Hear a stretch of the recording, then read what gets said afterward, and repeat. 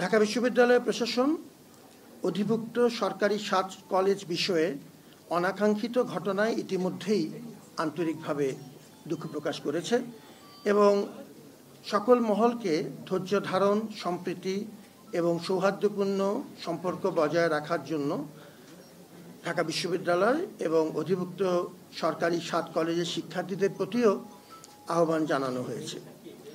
আজকে 12:30 12:30 আজকে 27 জানুয়ারি সোমবার অধিভুক্ত সরকারি 7 কলেজের সম্মানিত অধ্যক্ষগণের সাথে উপাচার্য অর্থাৎ আমার সভাপতিত্বে বিশ্ববিদ্যালয় প্রশাসনের অতি জরুরি একটি সভা অনুষ্ঠিত হয় উদ্ভূত পরিস্থিতির পরিপ্রেক্ষিতে এবং সভায় সার্বিক বিষয়ে বিস্তারিত আলোচনা করে আমরা নিম্নলিখিত সিদ্ধান্তগুলো গ্রহণ করেছি।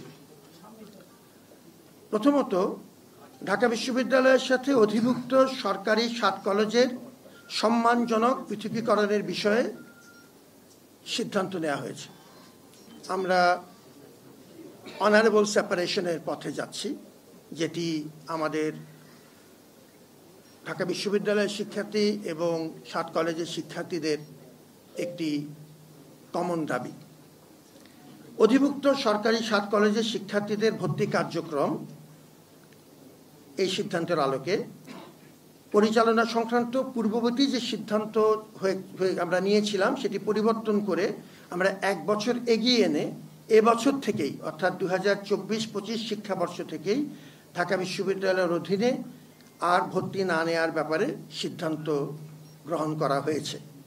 এর আগে আমরা 2025-26-এর ভর্তি হবে না মর্মে আমরা লিখিতভাবে মন্ত্রণালয়কে জানিয়েছিলাম। এখন সেটি আমরা 1 বছর এগিয়ে এনে এবছর থেকেই অর্থাৎ এই মুহূর্ত থেকেই সেটি কার্যকর করবার ব্যবস্থা সিদ্ধান্ত নিয়েছে এবং কার্যকরী ব্যবস্থা নেওয়া হবে। শিক্ষার্থীদের দাবি অনুযায়ী 29শে ডিসেম্বর 2024 তারিখে শিক্ষা মন্ত্রণালয় কর্তৃক গঠিত যে উচ্চ পর্যায়ের বিশেষজ্ঞ কমিটি 2024-25 শিক্ষাবর্ষ থেকে পরবর্তী শিক্ষাবর্ষের কার্যক্রম পরিচালনার জন্য সভায় জোর সুপারিশ করা হয়।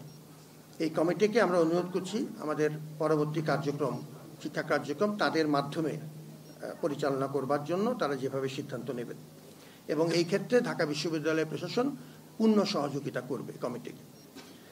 2024-25 শিক্ষাবর্ষ থেকে শিক্ষার্থীদের দাবি অনুযায়ী আসন সংখ্যা ও ভর্তি ফি নির্ধারণ সহ যাবতীয় বিষয়ে মন্ত্রণালয় কর্তৃক গঠিত যে বিশেষজ্ঞ কমিটি তারাই সিদ্ধান্ত গ্রহণ করবে। পঞ্চমত, যেসব শিক্ষার্থী বর্তমানে ঢাকা বিশ্ববিদ্যালয়ের চলমান শিক্ষা কার্যক্রমের অধীনে রয়েছেন তাদের ক্ষেত্রে বিশ্ববিদ্যালয় প্রশাসন দায়িত্বশীল থাকবে যাতে তাদের শিক্ষাজীবন কোনোভাবেই ক্ষতিগ্রস্ত না হয়। এ দায়িত্ব আমরা পালন করে যাব, প্রতিটি শিক্ষার্থী যেন কোনোভাবেই ক্ষতিগ্রস্ত না হয়। শিক্ষা কার্যক্রম সচল রাখার জন্য আজকের সভায় সকলকে ঐক্যবদ্ধ থেকে নিজ নিজ অবস্থান থেকে আরও দায়িত্বশীল ভূমিকা পালনের জন্য আহ্বান জানানো হয়।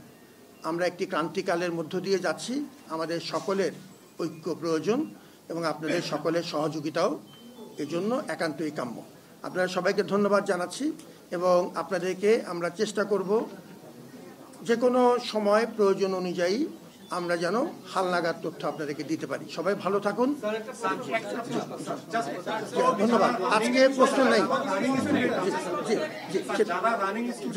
আমি প্রশ্নটা বলছি এই বিষয়টি বিস্তারিত নোটে আছে, রানিং স্টুডেন্ট সম্পর্কে পরিষ্কার তথ্য ভিতরে দেওয়া আছে।